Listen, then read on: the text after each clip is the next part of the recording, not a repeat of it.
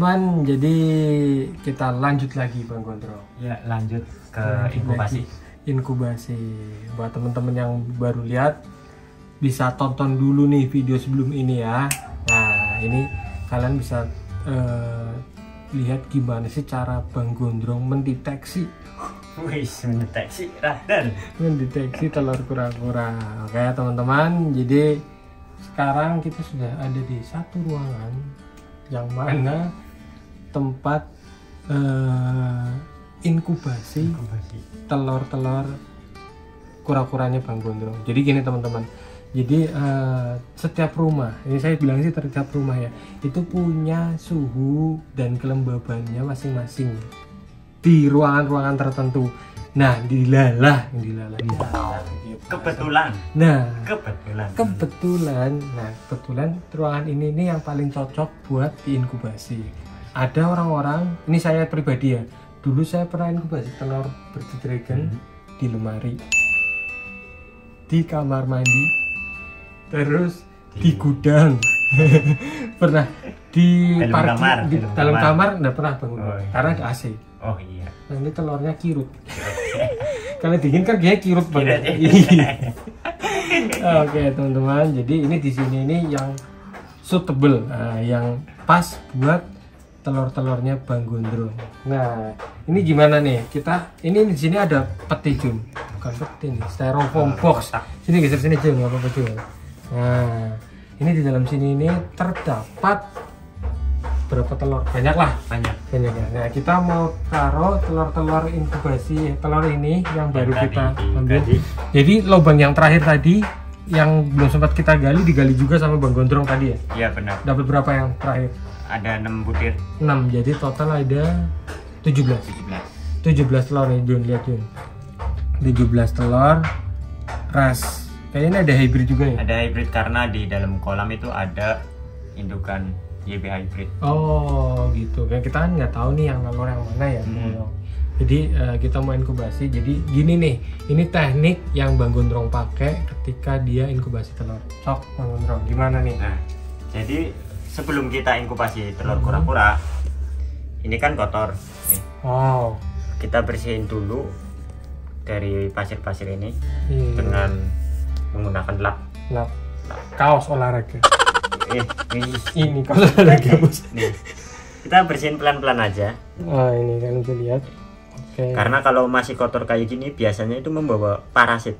Kuman. Ya, yang menyebabkan si telur itu menjadi busuk. Oh iya. Dia omongannya udah kayak pakar banget loh, seneng saya. Ini jago, mantap. Oke, ini udah bersih kayak gini. Oke, cukup, ini udah bersih.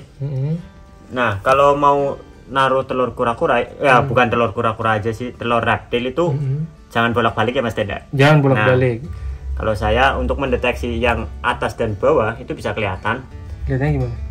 Di bagian sini itu kuning, itu biasanya bagian bawah atau telur kuning-kuning telurnya itu ada di bawah sini.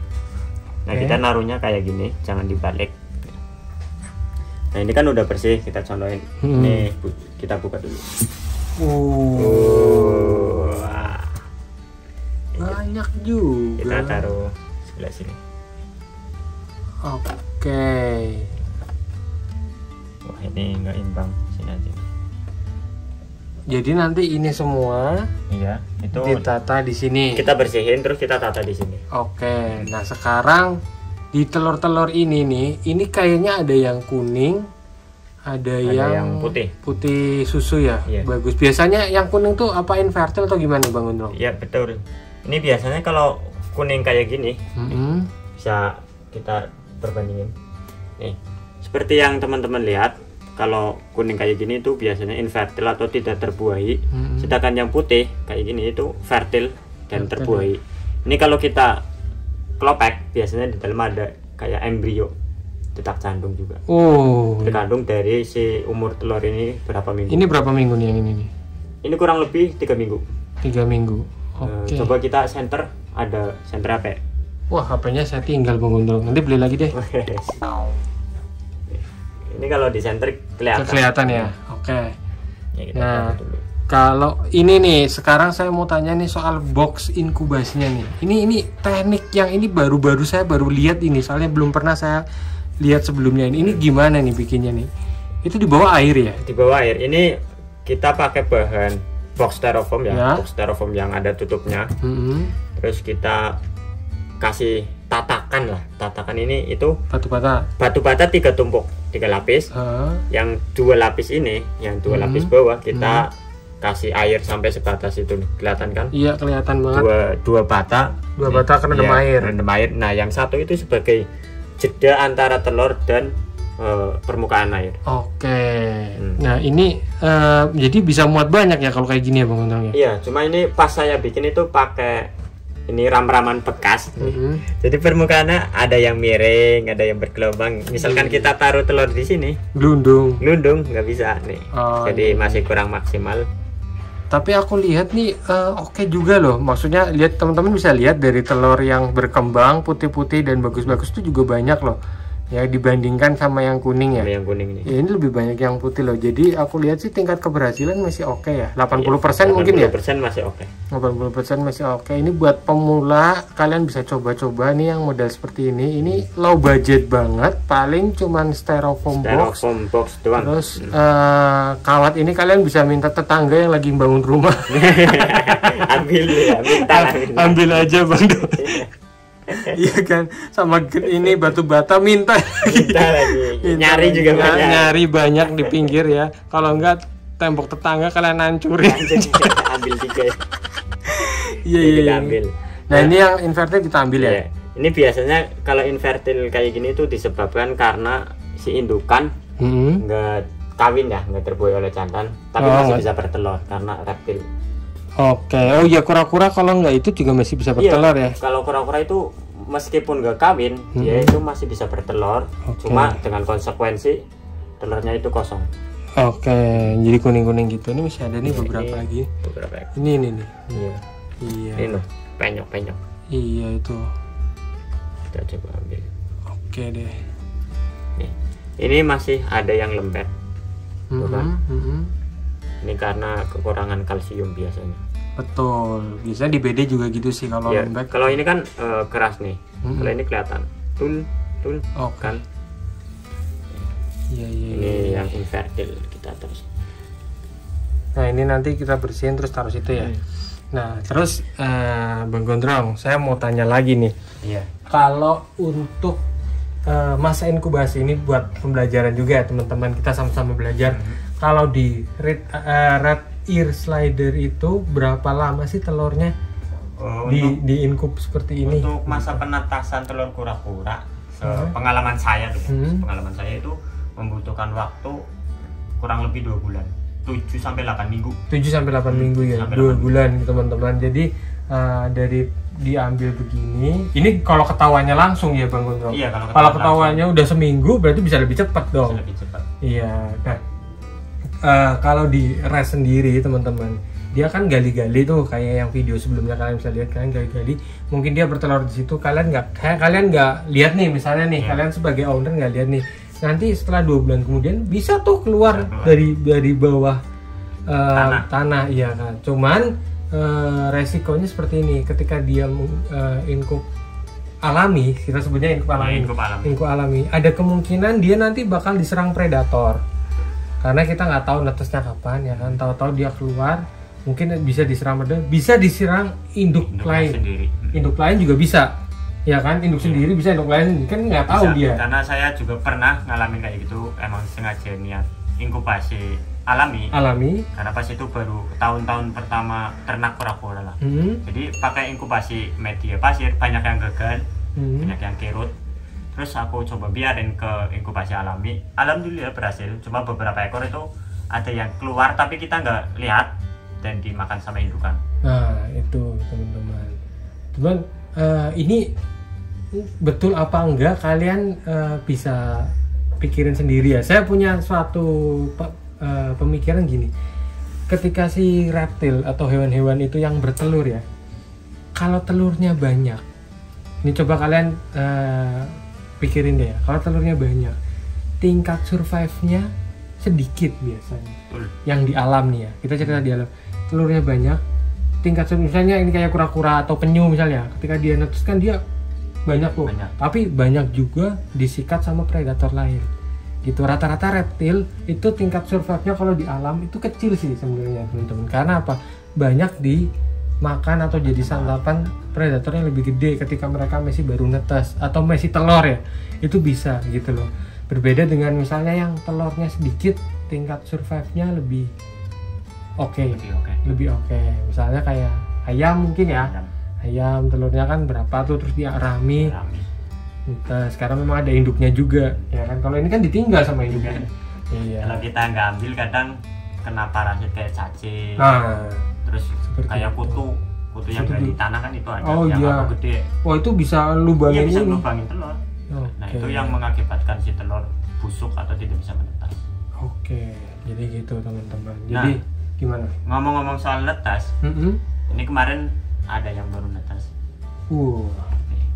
Ini cangkang pecahannya nih. Oh ini sobek nih, udah sobek juga. Udah sobek, udah aku ambil juga. Mana? Ini. Oh ini di belakang. Iya. Padahal udah siapin dari tadi bos. Saya pura-pura kaget aja. Ini di belakang. Wow. Nih teman-teman. Ini umur berapa nih? Itu kurang lebih 2-3 hari. Ya ampun kecil banget ini. Ini satu kelat. Ini masih ada ininya nih. Apa orang sebut ya? Hari-hari. YOLK ya. Jadi ini nanti lama-lama masuk ya? Atau hilang? Kalau Ahmed, kalau yang kasus kayak gini, saya itu bisa katakan ini prematur. Oh prematur. Ini kan netasnya sama. Yang ini udah rapat, yang ini masih belum. Ini kadang kalau pas jantungnya berdetak itu kelihatan masuk deg kayak gini. Nah ini disebabkan pas netes itu si kuning-kuning masih terlalu gede. Di luar ya, masih di luar terlalu gede. Terus nipasnya lama, alhasil kayak gini. Ini kalau nunggu rapat itu bisa nyampe 1 bulan. Padahal ini satu angkatan semua ya. Satu angkatan. Ini jenisnya yang apa ini? Res Brasil, iya. Res ini res. Nah kalau pengalaman saya, kalau yang netesnya prematur kayak gini dari segi pertumbuhan itu lemot banget. Lambat banget ya. Lambat banget. Nggak tahu kenapa tapi sudah beberapa kali ngalamin kayak gini lambat. Ternyata kura-kura ada yang prematur juga bos.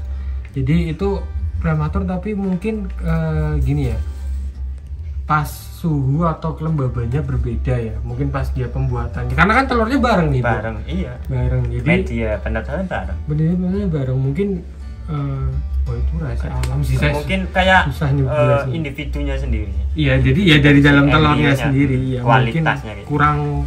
kurang kuat lah ya. Jadi agak lama penyerapan yolknya, walaupun waktunya sama nih ya, jadi mungkin dia butuh lebih lama harusnya. Tapi kalau lama-lama dicangkang juga mati ya. Mati, nggak bisa keluar mati. Nggak bisa keluar juga mati. Nah itu suka dukanya ya, ternak. Iya. Nah kalau yang ini itu sudah 2 mingguan. Ini 2 minggu Jun. Ini sudah bisa makan juga nih. Ini udah rapat. Untuk yang kecil-kecil gini kasih makannya apa sih Bang Gondrong? Aku kasih pelet ikan atau pelet takari yang paling gampang. Sama potongan ikan kecil. Potongan ikan yang dipotong biar ukurannya kecil sesuai dengan ukuran mulut mereka. Oke. Berarti Bang Gondrong ini dong sering beli ikan dong? Enggak. Kita cari kebetulan rumah dekat sawah dan lagi musim hujan jadi banyak ikan. Kalau gitu habis ini aku mau dong cari ikan buat CST, boleh nggak? Boleh. Ada CST kan sama ada itu leher panjang, kita bisa ini. Itu apa nih ikannya? Macam-macam ya? Macam-macam. Cuma kebanyakan yang saya dapat dari hasil jebakan. Kebetulan kan pakainya jebakan, kita nggak nangkep pakai tangan. Jebakan Batman. Jebakan. Itu. Yang masuk itu mayoritas ikan wader atau lunjar. Yang minoritas aja bos, kan saya minoritas itu sepat. Saya minoritas juga bos.